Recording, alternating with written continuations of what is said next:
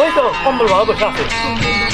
কম্বল বাবার খালাতো ভাই কম্বল বাবা, আপনার কাছ থেকে একটা উপায় নিবার আসছি, একটা উপায় কয়া দেন। এ স্কয়ার প্লাস বি স্কয়ার সমান সমান ওবের মায়ের ঘুণ ধরা বাস্ক। তোরা কি জানবে চাস ক আমাক খুলে ক বচ্চ।